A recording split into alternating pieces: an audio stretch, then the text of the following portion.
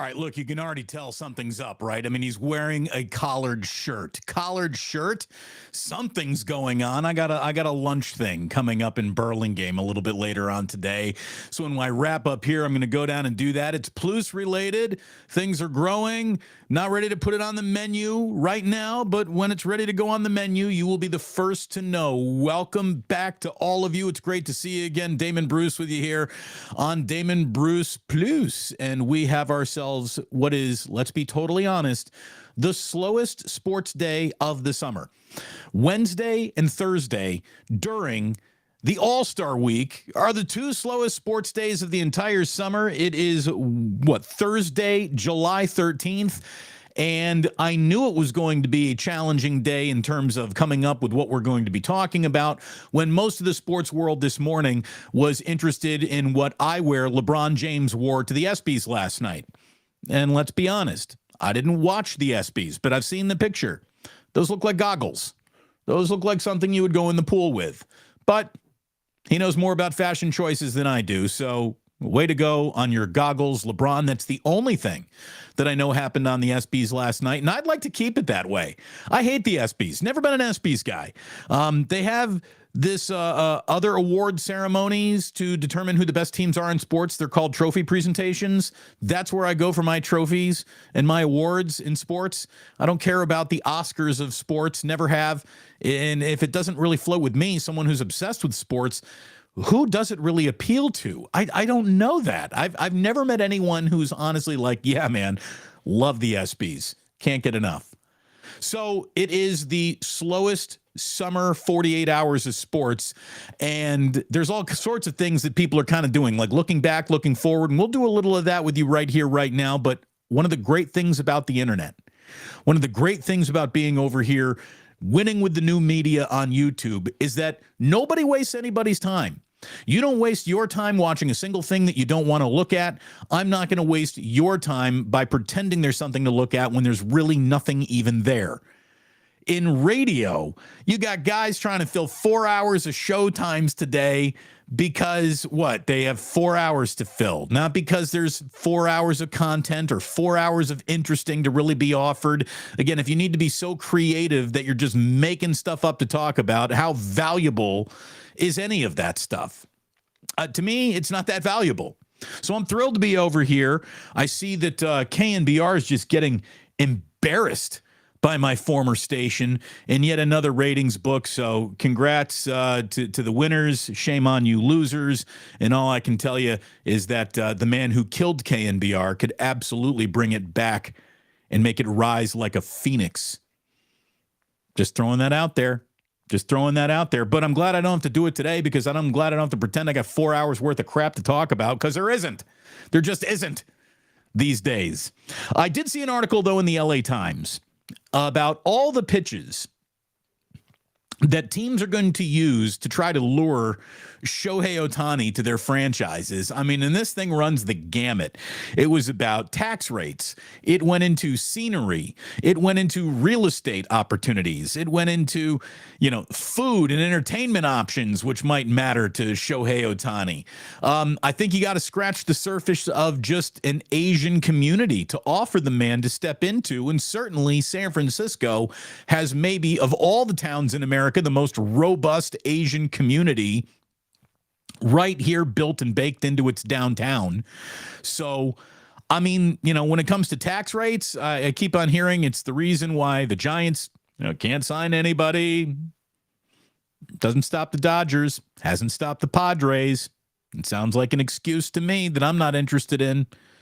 But really what it all comes down to, you can fill as many inches in any column as you want with all the things that might be on Shohei Ohtani's list of things that he cares about as he considers what his next team's uniform could be. Let's be completely honest. As much as Shohei Ohtani is wonderful and a unicorn and magical and says all the right things and seems to be lovable and huggable, he is still very much a money-making professional athlete, and that is going to be at the center of his decision going forward. An opportunity to win. Let's never dismiss that, but an opportunity to make the most amount of money in pursuit of winning, that talks the loudest in any room to any player at any point in time in their career, no matter where they're coming from, no matter where they're going to. An opportunity to win is one thing. Most amount of money on the table usually wins more than any of the other things all of the time. And Shohei Ohtani is all sorts of special, but he's not some sort of alien that thinks differently than us. So the most amount of money is going to be the opportunity that he looks at and gets all doe-eyed about the most. Let's just stop pretending that there are other things going on here. Of course he wants to be in a better situation. Of course he wants to win. But he wants to win on top of the biggest pile of money ever handed to a Major League Baseball player, and I think both of those things are going to be presented to him. Will the San Francisco Giants be able to make their case? Baseball's second half begins on Friday at the All-Star break. I mean, we got ourselves a really fun first half in our rearview mirror, and look at how tight all these divisions are. There are 5 divisions where the first-place team has a two-game lead or smaller when you start including ties, and it's the most divisions with that small a lead over second-place teams at the All-Star break since we went to 6 divisions back in 1994. So this is really a tight group picture of who could consider themselves a contender in the second half, which makes the deadline harder to negotiate, I think, for all involved. The Braves are running away with the National League East, and it doesn't look like they're going to be cooling off anytime soon, and it doesn't necessarily look like another team in the National League is going to be running them down anytime soon. The Braves are just loaded. They're very, very good. The Rays got a 2-game lead over the Orioles in the American League East. The Guardians got a half-game lead over the Twins in the AL Central. The Rangers have a 2-game lead over the Astros in the American League West. The Reds got a 1-game lead over the Brewers in the NL Central. I mean, nobody had the Reds sitting on top of the National League Central at the All-Star break. No one. And there they are. The Dodgers and Diamondbacks tied atop the National League West. The Giants are just 2.5 games out. The Padres will be heard from, I'm guessing, at some point in time in this second half. So a very exciting second half seems to be setting itself up for us. There's no doubt about it. The Giants need to open quickly and be right on the money as soon as they break from the starting gate. With a 3-game series at Pittsburgh starting Friday. By the way, that's on Apple TV. 4 games at the Reds, 3 games at the Nationals, and a game in Detroit that is a season-long 11-game road trip for the Giants to begin their second half. That's pretty daunting right off the rip. And it's no easy shakes with that 4-game series with the Reds baked into this road trip now. So we'll see what that looks like. Obviously, the A's, you know, there's no discussion about them that has to do with actual baseball these days. It's all about the team and moving and Fisher and Vegas and everything. And the A's start their second half with the Minnesota Twins. By the way, I want to tell you a little something that we have coming up later tonight. If you are an old school Bay Area sports radio fan, have I got a conversation that I know you're going to be interested in? Offered up tonight to you. The premiere is at 6 o'clock West Coast time, 9 p.m. East Coast time. A conversation between me and JT the Brick. Our careers, our lives have been so intertwined, it's not even funny. And the fact that now I continue to be based out of San Francisco and he has been in Vegas for decades now, the fact that San Francisco, Oakland, and the Bay are now completely linked to Las Vegas through all of the team movement that has already happened and what could happen. It's amazing the just way our lives and careers are tied together with similar likes and similar hates. And Jimmy Garoppolo used to be the Bays, now it's Vegas's. The Raiders used to be the Bays, now they're Vegas's. JT the Brick used to be the Bays, now he's Vegas's. The A's, we all know, like it. There's so many things that tie these two cities together. Joe Fortenbaugh used to be ours, and now he's Las Vegas's. So a great conversation with JT. The premiere is at 6 o'clock tonight. Gather in mass to watch that bad boy. If you don't mind, hit that like button. I feel dirty when I ask you to do that. that, but I guess I gotta ask you to do that. We will get into see what you're chatting about here in just a bit when we get into Club Plus today. I want to invite you to go ahead and not just take care of me, your boy, but in order to really take care of me, your boy, you are taking care of my boys out there.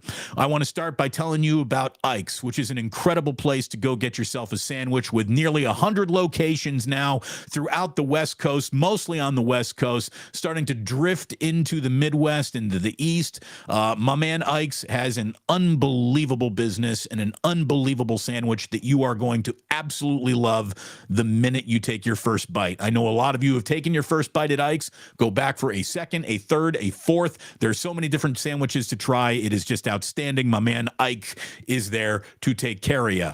Are you feeling a little bit like a burger? Well, then Uncle Boy's place for you to go. Balboa and 4th in the Inner Rich. Inner Rich, stand up. Get yourself an Uncle Boy's. The burger is fantastic. I like the fries. I love the onion rings. And let me tell you right now, don't you leave without an order of lumpia. That's going to make you a very, very happy camper when you take your Uncle Boy's and you get home to enjoy it while you are enjoying, let's say, the premiere of Vegas to the Bay with Damon, Bruce, and JT the Brick tonight on YouTube at 6 o'clock. We've also got to let you know that there is no better nightcap than the ones that are served up from bottles of blackened whiskey by Metallica. Oh, it's just great. I got to thank my father-in-law, Tom, who today sent me a picture. He was at Bevmo this morning. He picked up a bottle of blackened, sent me a picture, said supporting the product. Thank you. Thank you. I thank you. Your grandsons thank you. Your daughter thanks you, Tom. I thank you for your daughter, and thank you for that bottle of blackened. I know you're going to like it. You and I have basically drank one of those right here in the house. So now you got one in your house, too. Thank you very much, Tom, picking up a bottle of blackened, and I hope you do the same next time you are at Bevmo or wherever you pick up your liquor. And if where you pick up your liquor doesn't have a bottle of blackened, you should go ahead and ask them to stock that, because as a true Pluser diehard, you will be there to support the product that is, and I really do appreciate that. Saw a story on CBS Sports by Matt Snyder, who was hearkening back to all the complaining that was done by baseball fans, critics, detractors, supporters alike. Everyone talked about how, well, here comes baseball, screwing around with pitch clocks. And one of the beautiful things about this game is that it's never had a clock attached to it. Baseball moves at the soothing pace of a grandfather clock's pendulum, just swinging back and forth. We're not in a hurry here. There is no time stamped on this game, and there was a beauty to it. And there really was a beauty to it until players started abusing that beauty. And they did. Baseball players, as far as group of athletes go, are some real premier fart sniffers who believe that their process is what they need to go through for anything to happen, to play today, to get up for this pinch hit, to get into the batter's box 4 different times, to go toe the rubber, all these little machinations that all these players have to go through. And everyone wanted to give them all the room in the world to do it. And, you give an inch, they take a mile. And that's why games slowed down to snail's pace. It really did. And really, the pitch clock, if you think about it, as Matt Snyder points out in his CBS Sports column, as more than one player has pointed out in the last several months, the pace of play is not rushed by this pitch clock. It's just prevented from becoming snail's pace. And I think that that's a great way to look at it, because I'm watching these games and they don't feel abnormally rushed. At no point in time did I think, with the pitch clock winding down, geez, this pitcher is really at a disadvantage. They don't have the time that is required to gather themselves in between pitches and face this, next at bat with the best possible stuff, because they're being rushed into it. Never once have I felt that way. And I do think that that's the right way to say it. It really hasn't sped up the pace as much as it has just eliminated the prospect of this game moving along at a snail's pace. And the numbers are in. And I think that the number that baseball needs to be the most concerned with isn't any run of game time, but attendance itself. And you know what? Year over year, attendance is up over 8% around Major League Baseball. Attendance is up over 8%. There have been 4 straight weekends of over 1.5 million in attendance, and that's the first time that's happened around Major League Baseball since 2017. So we're going back to pre-pandemic, like another world ago, to find 4 weekends in a row of attendance being over 1.5 million around all of Major League Baseball. MLB.TV is up 9% on minutes watched over last season. The local ratings for 29 U.S.-based teams are up 3%, and that is in spite of all of the local issues that local carriers have gone through. Bally's especially filing for bankruptcy. It kind of gutted pre- and post-game shows, and it really hasn't mattered. People are watching more baseball now than just last year, and it's provable. It's measurable. A survey of 86% of people in the survey between the ages of 18 and 24 and 25 and 34 age brackets said that they are more likely to watch baseball now due to rule changes, with similar numbers on them actually being more likely to attend a game. So these rules were definitely put in place to appeal to Generation TikTok and a shorter attention span. I don't consider myself part of Generation TikTok. I'm not. But they didn't make the rules for me, but I like them. I like them. I really do. It's working. How often do you get to say things? Baseball has, applied some new initiatives that we have to admit are really working, and they're working well. So how often do you get to say, nice job, baseball? Now, we're not saying nice job, Rod Manfred, because that guy still sucks. We all know that. And we'll get to the topic of expansion and how much that should just be bothering, really seriously bothering A's fans these days. But all of this baseball success, ratings, attendance, revenue, attention, it all equals business and money that the sport does. And business and money around the sport of baseball are booming. Ratings are up. Obviously, that's not helping KNBR these days, but ratings are up. You want to talk about money in sports, though? We're about to get a huge story served up to us in the next 2-3 weeks max here in the Bay Area, because Nick Bosa is about to get paid through the nose to continue to play for the San Francisco 49ers. Training camp begins at the end of the month, late January. This is July, not January. Late July, early August. And if I'm Nick Bosa's agent, it's just real simple.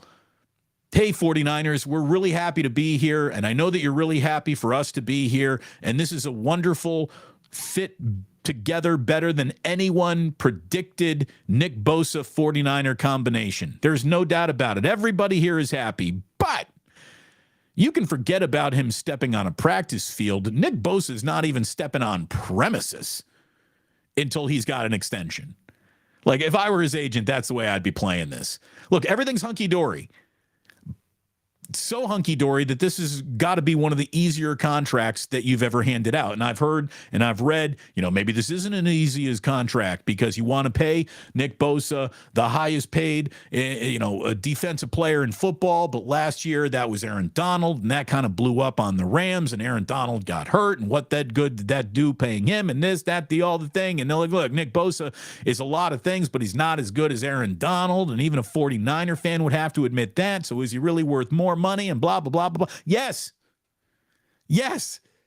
Yes. Nick Bosa is about to be the highest paid defensive player in the history of the NFL, either with total contract, guaranteed money, or annual average value of salary. That's the way it works. timing is a huge part of any and all negotiations. And when you're coming off a defensive player of the year with 0% body fat attached to you, you get paid more than everyone. That's how it works. So what's the number going to be? It's going to be north of $31.7 million a year. I can tell you that because that's what Aaron Donald made last season. And again, he played 11 games and had a career low 5 sacks. Now, Aaron Donald's one of the greatest defensive players in the history of football. I don't know if Bosa is ready to be in that conversation yet, but he's certainly tracking towards it, right? I mean, the guy looks unbelievable every single time you see him. He's a game-changing defensive player, as was T.J. Watt, who back in 2022, in the 10 games that he played with the Steelers, they went 8-2. In the 7 games he missed, he went 1-6. You know, I feel like Nick Bosa would kind of represent that level of importance to the Niners. T.J. Watt's making $28 million. Joey Bosa, Nick's brother, is making $27, and he's an excellent player, but his brother's better. 32, 34, $35 million a year for Nick Bosa. I think it's going to happen, and I think it's going to happen in the next couple of weeks. I really do. I think it's going to happen in the next couple of weeks. You know, as I was giving baseball compliments for getting things right in terms of some of the changes that they've made to the flow of the game.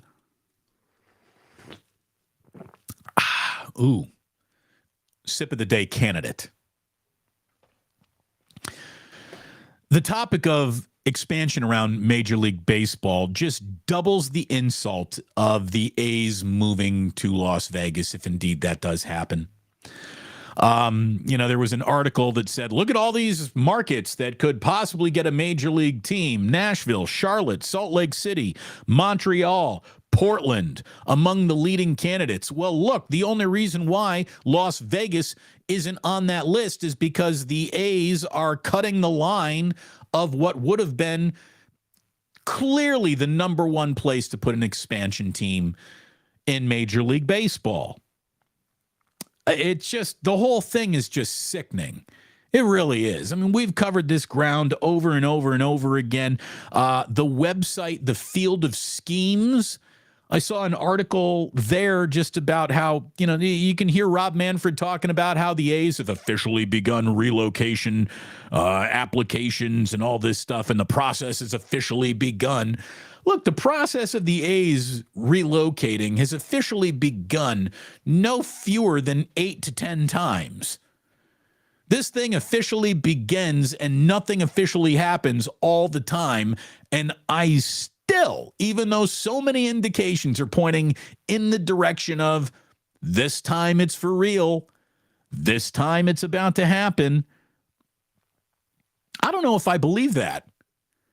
And I just want to take right out of the Field of Schemes article about this that writes, the laundry list of hurdles that Fisher still needs to clear before he can move a team to Vegas include convincing 3/4 of other major league owners that swapping Oakland for Vegas is a good deal for the league, and then coming up with around $1.1 billion in their own funding to go along with the $600 million that Vegas is going to give them in tax kickbacks.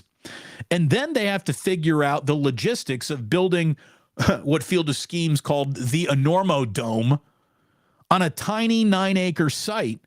And they need to evade the public referendum that Nevada Teachers Union is preparing apparently to throw at the A's themselves. If any of those steps go awry, it's certainly possible to imagine John Fisher reapproaching Oakland. I mean, after all, this is a guy who has announced a binding agreement on one Las Vegas site only to switch to another site not even a month later. So anything is possible. And we certainly know that anything is possible when it comes to these guys screwing it up. So, you know, it hasn't even begun, which means it ain't even over. And the story that never ends, which feels like it has begun to officially now end, really still hasn't. And Rob Manfred seems as feckless and clueless as John Fisher and Dave Cavils. So the three of them together could be the triangle of dopes that don't get this done after all. I mean, wouldn't it be amazing if other major league owners just said, nah, we see the fertile soil that is Las Vegas, and we don't want to give it to farmer John Fisher, who ruins every field he touches.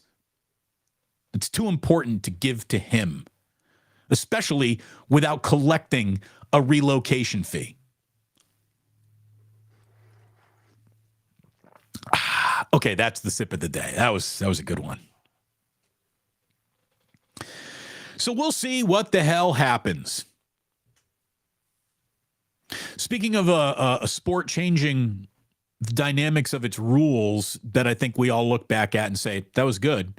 Baseball, you done good with your changes.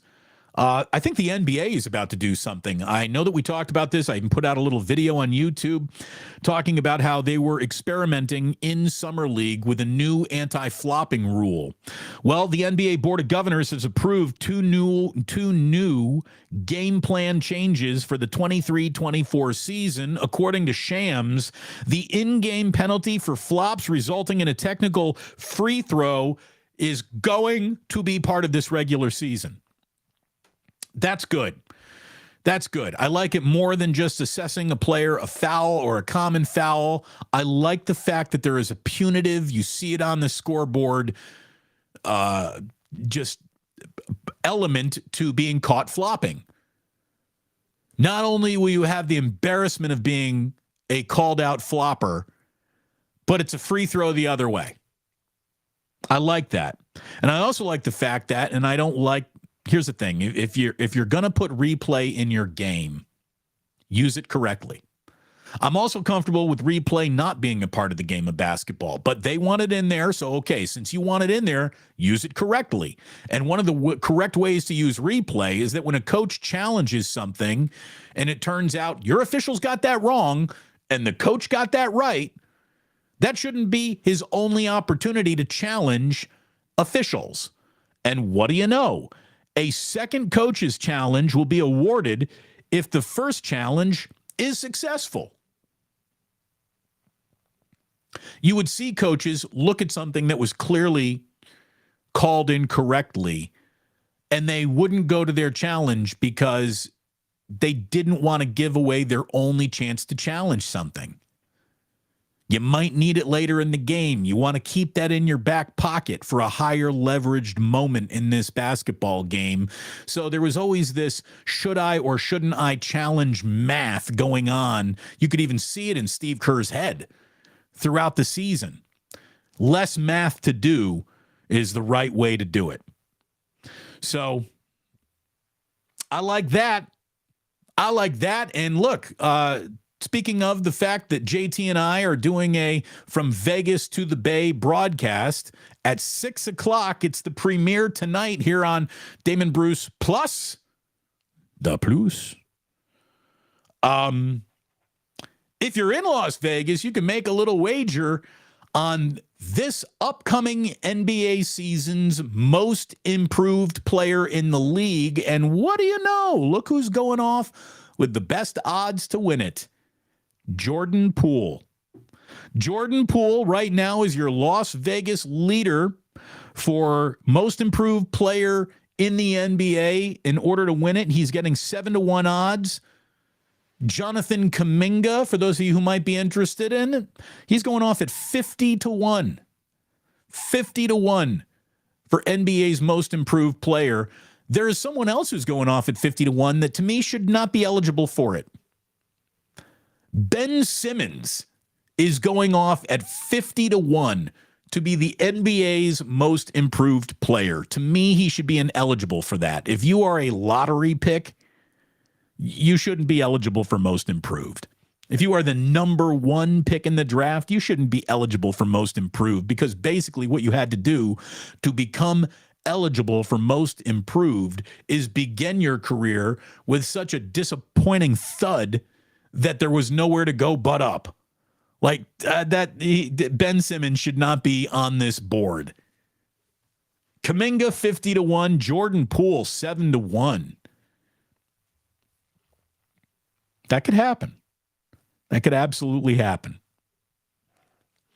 What could also happen is you sticking around to enjoy a little Club Plus. It's right around the corner, but I promised you we would never waste your time. We would never pull you into empty minutes of broadcasting just to fill time. We'll be back here tomorrow. I know that you're dedicated and loyal enough to hopefully be back here tomorrow yourself for a final show on a Friday this week. So that is around the corner, as is Club Plus, which means if you're listening on the podcast, there's nothing left to do but encourage you to keep an eye on my YouTube channel for the premiere of Vegas to the Bay with yours truly and JT the Brick. We talk an awful lot about Bay Area radio and how we started out here the first time we met down in the studios of KNBR 1050 at the time. So an awful lot of memory lane to go over for you diehard Bay Area sports talk radio fans with me and JT the Brick premiering at 6 o'clock on my YouTube channel, Damon Bruce Plus. But if you're just listening to the podcast, I say thank you so very much for doing so. And please do remember that sports don't build character, they reveal it. And like that, whew, he's gone.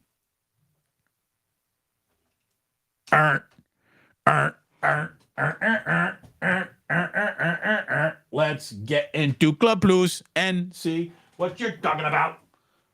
All right. Boom. Blackened. Again, thanks to the father-in-law picking up a bottle of Blackened. Way to go, Tom. I'll be all up in it next time we're at the house. I will be all up in it. All right, let me track back here and see where we started this bad boy today. We'll begin with HR, who says, didn't JT the Brick start on Rome? Have you ever done Rome, Damon? HR, JT the Brick won the first ever Smack Off. He was the first ever Smack Off winner, I believe, JT the Brick. And that's how he got his name on Sports Talk Radio.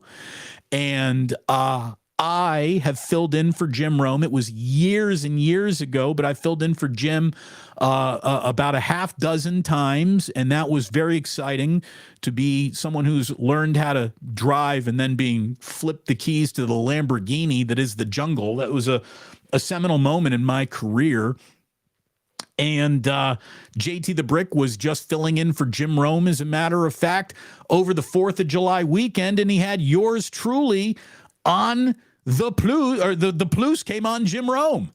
One of the first places we've done a over-the-air Plus broadcast that was picked up by TV. And it was picked up on the Jim Rome simulcast on CBS Sports Network, which, funny enough, happens to be owned by Odyssey, the company that laid me off and was thrown off the New York Stock Exchange. They're so bad at business. And that's why, today should be a very exciting day at 95.7 The Game, because they're number one. They're beating KNBR in every single day part. The only thing I can tell you there, boys, is be careful how much money you ask for, because there's a point where there's no amount of success where you won't be trimmed. I mean, congratulations. You have the number one sports station and zero future all at the same time. It's brutal, man. That's why I said today, new media. New media is winning. This is a morning where I should have woken up, I should have read that, and I should have been a little angry. Angry at 95 for letting me go. Angry at KNBR for not immediately running to me and saying, get back here and help us out. It felt little. It felt little. Radio ratings in the world of media these days, what could mean less than that? So, hashtag new media, baby. Irwin, endorsing Lumpias. And you're right to do so, Irwin. Pick up a Lumpia when you are at Uncle Boy's. Drew Down saying, look, it's real simple. Get a Cowboy burger. You'll be happy getting that Cowboy burger at Uncle Boy's. I can tell you that right now. Rockin' New Era 84 said, look, man, picked up some cases of Anchor Steam last night. Good for you. It's good to do that. They could use the help. I can only tell you that Anchor Steam's got to be saved.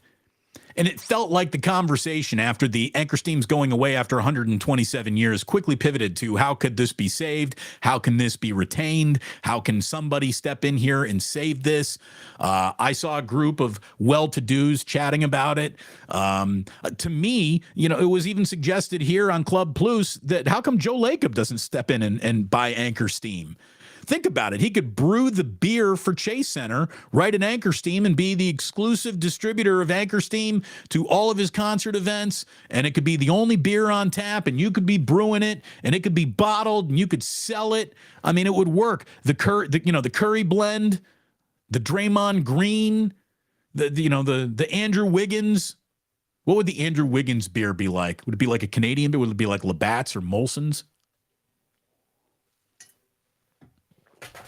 I don't know. But Joe Lake, the San Francisco Giants should step in, buy Anchor Brewery, and provide beer at their ballpark through Anchor. A San Francisco icon should attach itself to another San Francisco icon, save it, figure out a better way to do business around it, and make money. It feels like smart businessmen could step in here to resuscitate a brand that a lot of people still care about. Oh, look at Ike coming in here. Damon's hosted the Rome show several times. Thank you very much, Ike. Appreciate that. Erwin had that blackened Manhattan last night. Tasty, isn't it? It really is. Very, very tasty. What do we got going on here? Talking about pitch clocks, improving the game of baseball. Nathan Hyatt says the hitters were the worst. The pitch clock was really to solve the a-holes in the batter's box. You're right. You're totally right. Every single guy in baseball turned into Nomar Garciaparra trying to get into the batter's box, futzing with their batting gloves, and then their arm guard, and now their shin guard, and now they got to adjust their helmet. Now they got to draw their initials with the end of the bat in the back of the batter's box, and they have to say hello to the catcher, and they have to dap up the umpire. Like, it became ridiculous. The pitch clock was there for the hitters to get their ass in the batter's box as much as anything else. There's no doubt about that. Erwin, again, breaking news. Happy National French Fry Day, everyone. All right. I like it.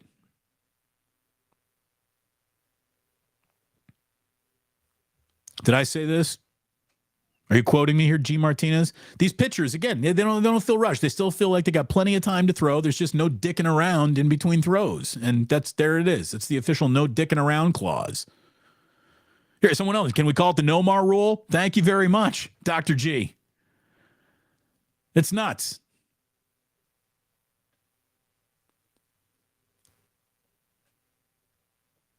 What else we got going on here today on the Plus? Again, I got to get down to Burlingame here in just a little bit for a little brunch lunch action. So we'll check in on Sporticus, who says, with all my dissatisfaction with recent commissioners, it is abundantly clear that baseball does their website far better than any other sport. Do they? It's funny. I never really measured league websites against each other. I know NBA.com has been pretty good. I kind of like their box scores and how they present that. I'm going to have to check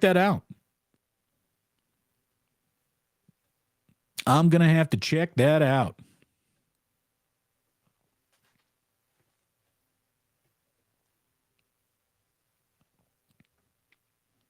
Uncle Boys, excuse me. Here we go with Uncle Boys. Say, Nick Bosa deserves that bag, man, but I want him to start getting those sack numbers up to break some historical records. Look, he's got historical records broken in pressures and in QB pressures, and the minute now that Hargrave is playing next to him, and hopefully you get a very healthy and playing most of the games this upcoming year, Eric Armstead, you get Drake Jackson in there. I think Nick Bosa is going to be harder to double team than ever before, which means those numbers should be going up. And if Nick Bosa is getting double teamed, that means other guys should be getting fat. So next couple of weeks, you're going to see that. You're going to see that number come on in. It's going to be huge. Nick Bosa is about to be a very, very, very wealthy man. This is a very good point here. True Blue Forever. The Nick Bosa signing is probably not going to happen until I'm on vacation. Well, here's the deal. Jillian and I are taking the kids down to Pismo Beach. Pismo Beach, all the clams you can eat. I still think of Bugs Bunny every single time I say Pismo Beach. But we're going down to Pismo for a 5-day getaway at a family beach house down there on Jillian's side of the family that her aunt owns, and it's a beautiful little vacation house, and we're going to take the family down there. And yeah, I guess that'll be the first official vacation time, but I'll still be doing some stuff on the Plus. We'll have like a morning coffee together. We'll figure some stuff out. I'm not going full on vacation. Man just works too hard, too much of a work ethic.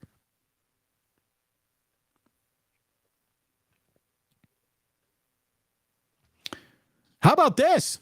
Daryl Anthony Harper. Hola, Damon. Listening from Costa Rica. Pura Vida. Pure, I don't know what Pura Vida means. But thank you for listening. Look at that. Costa Rican numbers going up. It was only a matter of time.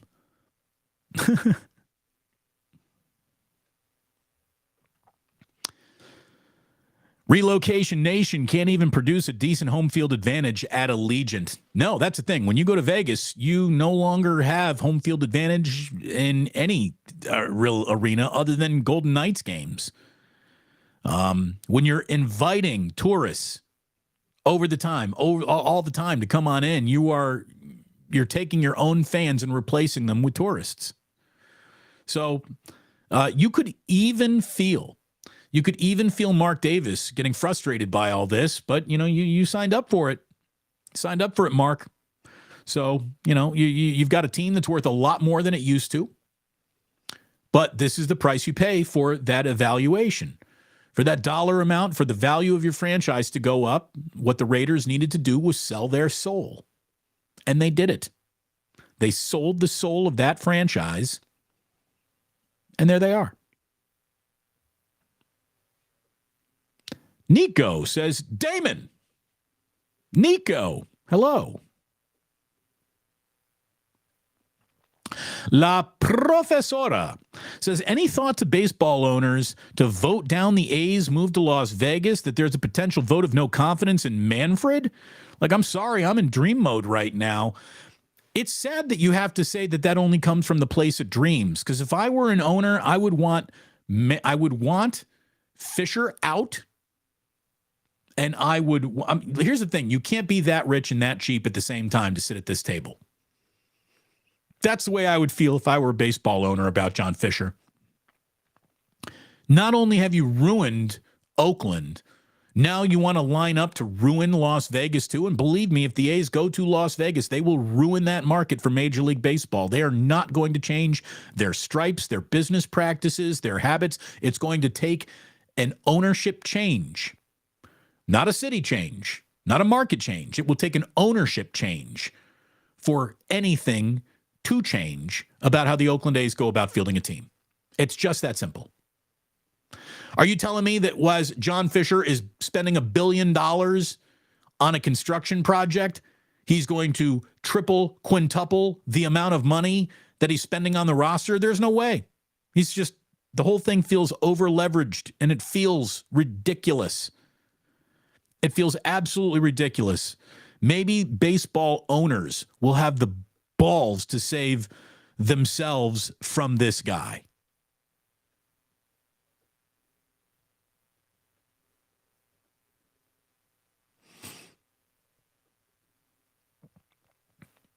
Let's see.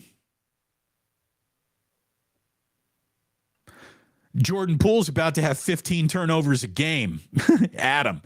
Look, Adam, you might be right, but I guarantee you he's at 25 points or north of 25 points. And it won't be 15 a game, but I hear you.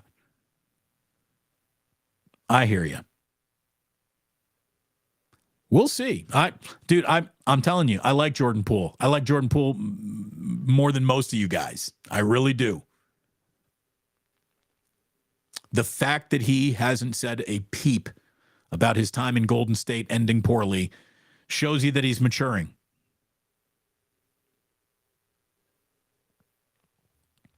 JJ Rader says, look, man, Ben Simmons can still regress. He's got a basement. I'll bet on him getting worse. I don't know if you can get worse than I'm mentally not prepared to go play basketball, which he seems to now be mentally not prepared to play basketball. Jesse, I don't recognize your name, but Jesse, thank you for being in here. Jesse Emery, hit that goddamn like button. Indeed. Indeed.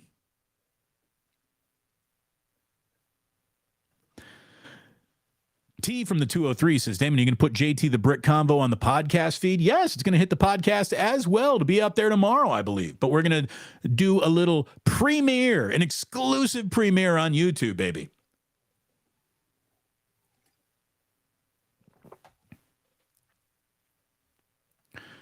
Stacy Leo's tripping out. Look at all those lights she's putting up there.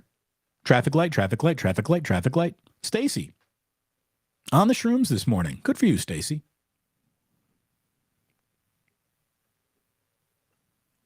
Rome has been doing it a long time. Yes, he has, man. There is no doubt. Look at this way. We're big in Iceland, baby. Good to be back on my dinner show in Iceland. Have been listening to the Spotify version as I've missed the Plus this week because of volcanic eruption nearby. Oh, my God. Jonas, look out. Freaking volcanoes? Volcanoes in Iceland? Actually, I did know about that. Damon, we know you've done Jim Rome, but have you ever done Jim Rome on weed? No. How about that? I honestly, I've never done a show like really high. There might have been a little residue high still into a show or two that I've done, but there's never been a like I got stoned and did a show in my entire career. And not that I couldn't do it. It would just be a show that went everywhere. Like I would just be unfocused. My mind, my train of thoughts would just wander and wander and wander. Like as it is, all my thoughts are basically going around on a carousel. And now I just point at one and I'm like, I'm going to talk about that. We try to organize some things. Hopefully we achieve that organization at times. But yeah, it's nuts. Won't be doing that. But, you know, you can go ahead and fill up the ganja jar for us. That'd be good.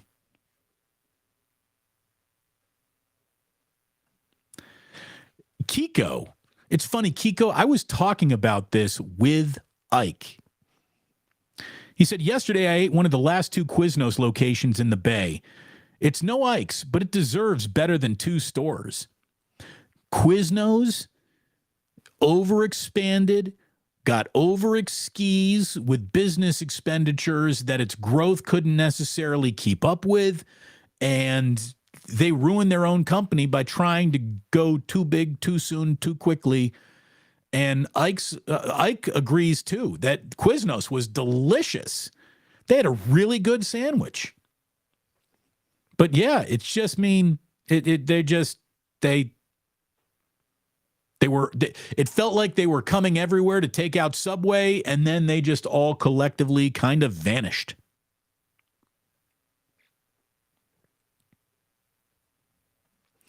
Damon, will there be whiskey pulls with JT the Brick tonight? No, we won't do any whiskey pulls.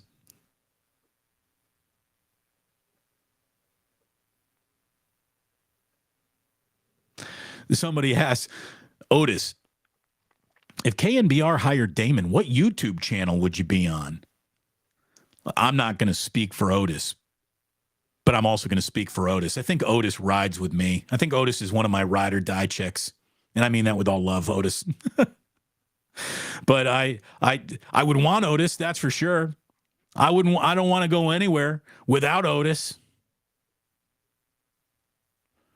Damon, you are right, by the way.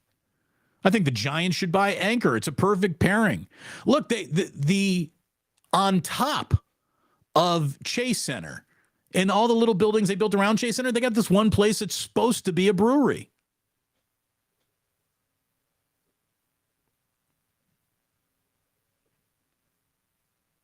It really feels like they should. Somebody is going to step in here and save it. I just believe it. I feel it. I feel it in my bones. I really hope I'm right about it too.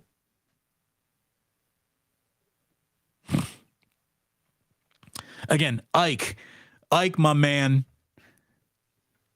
He's approaching. He surpassed. Ike is in the millions category, but you probably need to be in that billions category. But he's like, if I had it, Anchor Ike's. Ike, go ahead, open. No, but here's the thing: we don't want Ike to Quiznos himself. So whatever you're doing, Ike, you're doing it perfectly. But that would be awesome. Kim Schaefer calling all Bay Area billionaires: save the Anchor, save the A's from Vegas. Look. In order to save the A's from Vegas, you need to have John Fisher become a willing seller. He's not going to be. He's not going to be. So that hurts. But you could probably go buy Anchor right now. A Sapporo will sell it to you, right?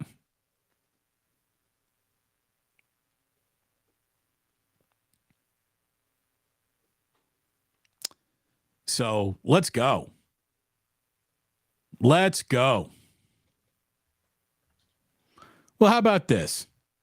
Damon was part of the initial region. I switched to 95.7 The Game full-time when KNBR, when Damon left. You and a lot of people. Like, I know, 95.7 The Game's very proud of their success, and they've had it, without me there, but I'm just going to tell you, whatever success 95.7 The Game builds, they're building it out of the ditch that I dug with my own two hands.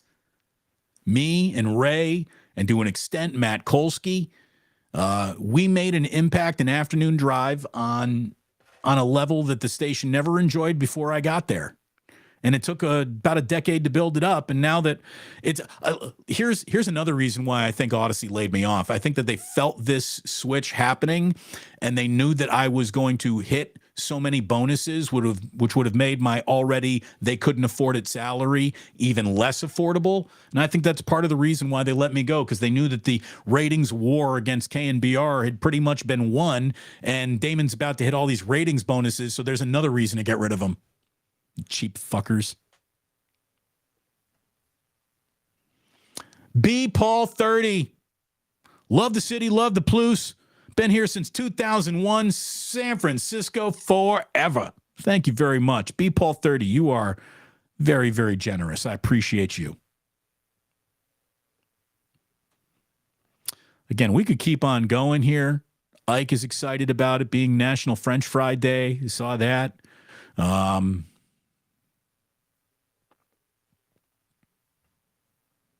Yeah, this is Michael. Pismo Beach and Bugs Bunny.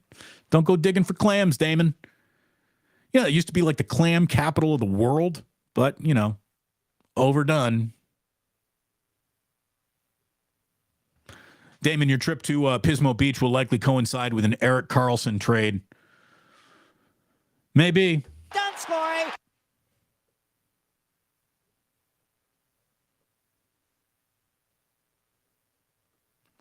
Oh, there you go. Ike is going to fill in for me like you used to go fill in for Rome if you want a vacation. There you go. So Ike will be hosting the Plus. Deal. Done.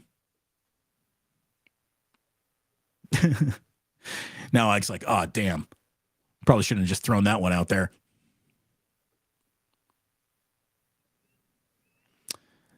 What do we get? Hold on. Wait. Moon Eyes. Warning. Keep away from the Snoop Dogg meal at Jack in the Box. It sucks ass. It's $11, chicken in a bun, but it does have a brownie. Fair enough. I'm just telling you, there's so much good food. You got to avoid fast food these days. I used to be a big fast food guy, but the quality of fast food has just gone terrible. Just terrible. Ike, there you go. You'll be on tonight at 6 o'clock on YouTube looking for me and JT. It's going to be a good one. I promise you. The premiere tonight at 6 o'clock. Damon, big in Oahu. Thank you.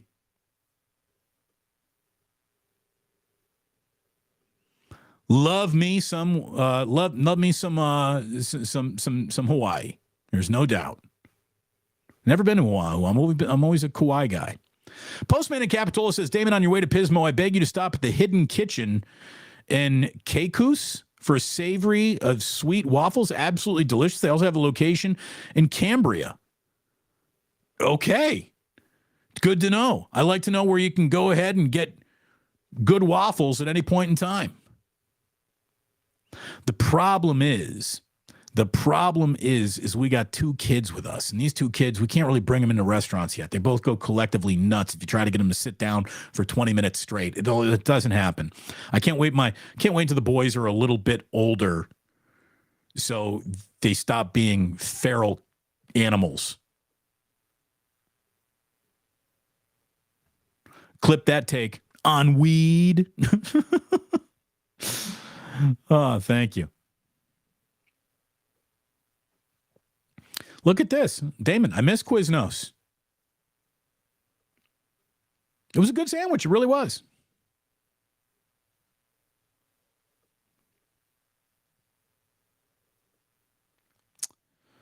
All right. Oh, hey, what do you know? We have someone in here named JJ Raider who's watching us over on Twitch. The Twitch army grows. The Twitch army's growing. It's funny. We'll get hundreds of thousands of viewers here on YouTube. Twitch will be like, today, 8 people watched you over here. That's great. Maybe it'll be 9. Maybe it'll be 9. All right. Now I'm just scrolling to thank anyone who might have dropped a jingle jangle on me because I actually got to get going. Oh, look at this. I'm glad I scrolled because a 420 jingle jangle is one of my favorite jingle jangles there is for the ganja jar. Thank you very much, Dr. GIL16V. Whoa, got to work on that. Got to work on that handle. And that's right. You know this, Smiley Dan. DB doesn't do fast food since El Stroco Loco. There's not many things I've cut out. There's not many bad habits I've cut out, but that's certainly one of them. That's certainly one of them.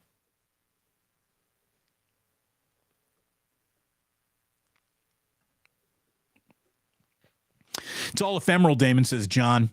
Sooner or later, KMBR, it's all cyclical. It really is. It is a bit cyclical, but I'll tell you, part of the success story of 95.7 The Game is them being on point with the topics that people want to talk about. You go ahead and you tune into KMBR, you got hosts who are just all over the map. And you used to be able to exist like that before you had little competition.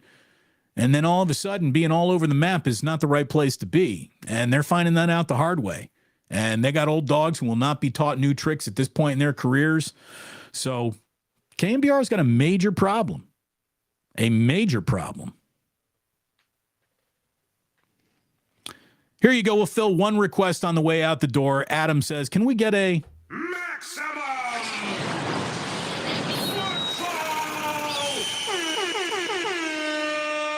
There you go.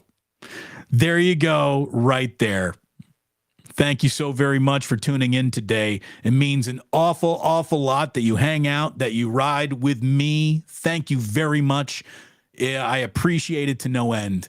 We'll be back tomorrow for a fabulous Friday show. We'll be back on our sports calendar. We'll have some games to actually talk about and preview. And thank goodness, because, boy, talking sports without sports, and we did it during an entire pandemic. That wasn't very much fun. It's good to have sports back, and it'll be back soon enough.